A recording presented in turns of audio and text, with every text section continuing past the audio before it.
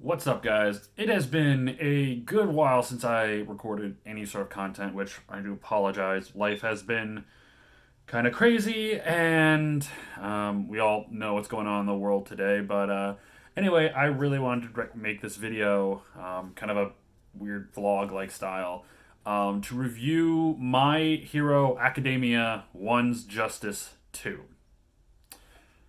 I'm a huge My Hero fan, and as I am wearing my All Might shirt, as you can possibly see over in the back corner, I have a lot of My Hero Funkos. It is something. It is what is quickly become one of my favorite animes of all time, and that helps because it has a great story. Sorry if there's a little bit of a glare right here. Um, but it has a great story. It has great characters. Great character development, and just great action. Even comedy too. Like it's overall a very good anime that draws inspirations from a lot of older anime. So why is it that they can create some amazing episodes, amazing movies? Because I've seen the new one like 3 times now at this point, but they can't seem to do the big thing, which is to create a good My Hero Academia game. And this is the second attempt at this. The collector's edition was $130.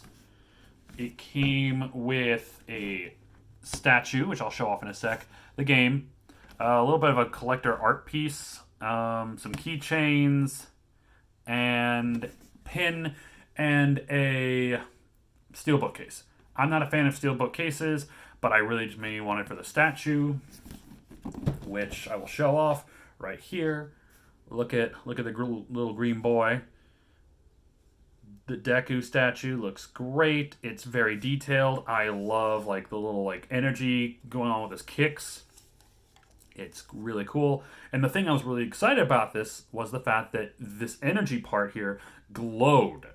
So, of course, I put it together and I flicked the little switch.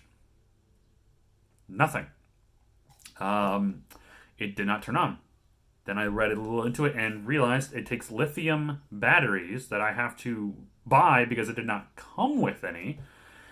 And I have to, unscrew the lid or whatever that is and put them in the shoot part here.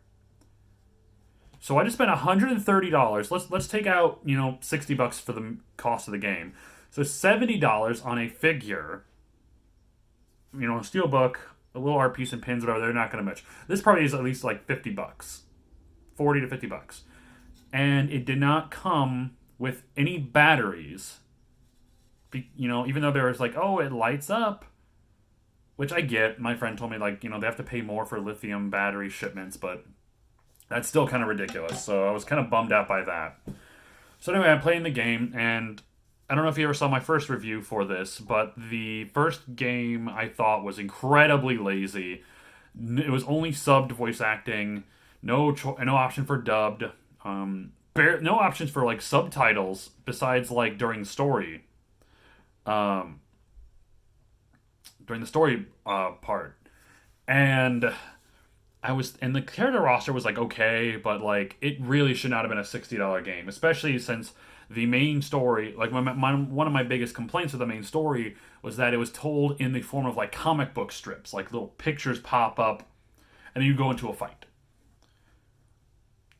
Now, no, like take the Naruto Ultimate Ninja Storm games for example. They do a great job of retelling the story like with actual cutscenes, and some of the early Dragon Ball games too. So why is it that they couldn't only do it in comic panels? So I'm like, whatever. Maybe the second one will fix that. I'm hoping the second one will fix, actually have cutscenes, give an option for dubbed, more customization options because the customizations kind of grew tiring really quick on this game because it was all just multiple color versions of the same piece of clothing. So I did that. And then, of course, just having more stuff to do in the game. So 2 years later, because I'm pretty sure it's been like 2 years since the previous game at the very least. 2 years since the last game, and we get the sequel, which is going to go from the I don't know if you're watching the anime, it goes from the provisionary license exam to the end of the Yakuza arc, essentially, which is just 2 arcs, really. And there really wasn't a whole lot of stuff in between those two. Like, there was a couple different fights, like, but I was worried because how is that going to pad out the story? And what they do in this game, in story mode, is they have 2 different versions: the hero side and the villain side. The hero side, you play as all the heroes, and then of course the villains, you play as the villains. Whatever. The thing that bugs me is there was so much filler just to prolong the story, because it's like 40 chapters per side you choose. So essentially 80 fights in total. Some of them have duplicate fights, so they can probably get closer to 100, honestly, at this point. But even so, doing all that, I beat the game in about 4 or 5 hours. And it was the exact same way they did it in the previous game. Comic book panels to describe what was going on, to show how it was. Yeah, comic book panels to show the story.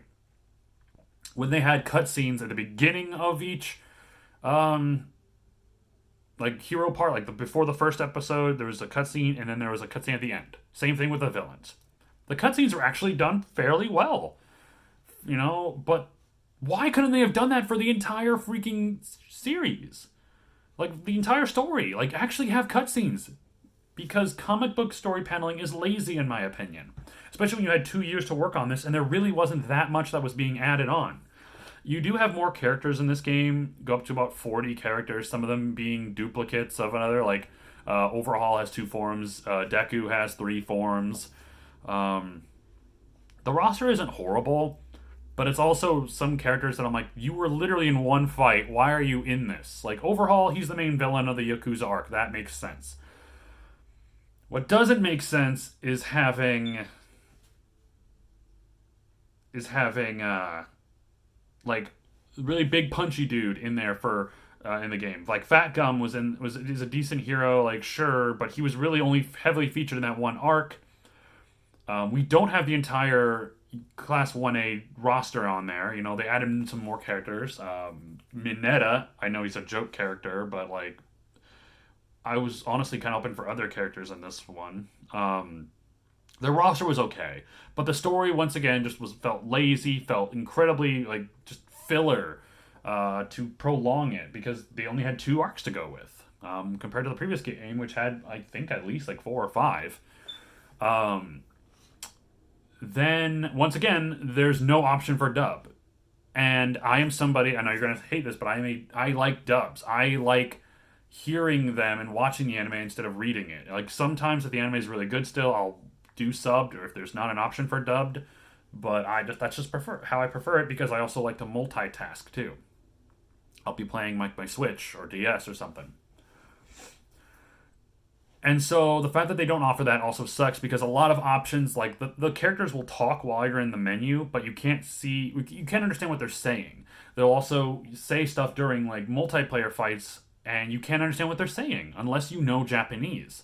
So that, once again, is lazy, in my opinion. You had 2 years. How is it that Naruto Ultimate Shippuden games could, like, Ultimate Ninja Storm games could have dub acting, Dragon Ball Z games can have dub acting, in the same amount of time? I don't know if I think it's because they don't own the rights to the dub, which is weird. I don't know if that's necessarily the case, but if it is, I can kind of understand that. But at the same time, at least, geez, at least do, like, a fan dub or something, like, use clip. I don't know. Like, I don't like it when games only have the option for sub. I've been trying to play online, and the online has honestly been god awful. I keep getting disconnected from matches. Some characters legitimately have, like, spam moves that completely break the game, in my opinion. I was playing against a character using the second version of Overhaul. He has a homing attack where he shoots tendrils out, and they move, and they lock in on you in direction where you're moving. You can dodge them, but it gets really tiresome when this guy keeps spamming those moves. And there's another girl character in the game that has the same thing. She has energy blast that kind of home in on you, and you have to I can dodge them okay, but like I can't get close because she keeps the characters keep spamming these long distance moves. So all I can do is dodge. And when I prefer to play with close range fighters, except for Dobby. Dobby, I actually played a game last night that she kept spamming her energy blast, and I, as Dobby, kept spamming fire, and they kept canceling each other out. So that went on for a while, but then like I realized that Dobby honestly like shoots his blast slower than she does. So even if we keep trying to do this, back and forth, cancel the moves out, it eventually like caught up with me. Like I was not faster, and I would get hit. Um, so there are some characters that are highly, like, just way more competitive, with long distance moves that home in, and it's just ridiculous. Special moves can be interrupted by a single punch. There's just a lot of things wrong with this game, and I know I'm kind of like rambling all over the place, but to be honest, this really isn't that much of an improvement over the first game. Like, barely. This could honestly have been just DLC. Like, get more, like, pay $40, get more fighters, get the Yakuza arc. Like, really not a whole lot has changed. The fighting looks damn near identical. The graphics look damn near identical. There really isn't that much of an improvement, which sucks. I was really excited for this game. Like I said, collector's edition. Spent $130. Kind of a bad idea, honestly, because this game is not worth $60. Because I keep comparing it to games like Xenoverse 2. The Ultimate Ninja Storm games, even like Bleach Soul Resurrection to a minor bit, because that's also another anime game that I thought could have had way more potential. This game honestly is a lazy cash in. Like, don't make an anime game unless you put more effort into it. Like, the fighting's still fun, don't get me wrong, but it takes out of the fun when there are unbalanced characters. Poor online, just not as good of a character roster as it could be, because there are so many great characters in the show that aren't in this game, and there are some characters that are in this game that shouldn't be, and this is getting a little longer than I wanted to anyway. So with everything said and done, I am probably going to say this game is a 6 or a 7 out of 10, to be honest with you. This game series has potential to do great things, but they continuously they're being lazy. Now at the second attempt, like I said, you could literally put the first game and second game next to each other and they will look exactly the same. The menus even look the damn same. The little loading icon at the corner of the screen is the exact same one from the first one. Except now there's a second one. They added Toga, on top of Uraraka. And I'm like, cool. When I first saw that, I'm like, are you kidding me? It's the same freaking loading icon. I don't know. I just thought like people should know about this. But I'd probably give it honestly, I probably would give it a 7, but to be honest with you, for the sheer amount of laziness this game is, I'm giving it a 6, and I'm pretty sure that's the same score I gave to the first one. And I recently replayed that, and probably now, that's a 6, maybe a 5 even. Like, it has potential, but they won't do anything with it. And now if I'm wrong, please give me, put down the comments, like they don't have the rights to the dub voices, or it takes a lot to make a video game. I get that. But 2 years later, I feel like there should have been way more improvements than this. But anyway, that's my opinion on My Hero One's Justice 2. And I'm probably still going to keep playing it just because I want to get my money's worth out of it, but damn, disappointed. Well, anyway, thank you so much for watching this, guys. If you did get here, please like and subscribe. I'm actually going to be uploading a couple of videos of me and my friend Brandon playing Resident Evil 5, and it's pretty funny, so check that out. And I'll see you next time. Later.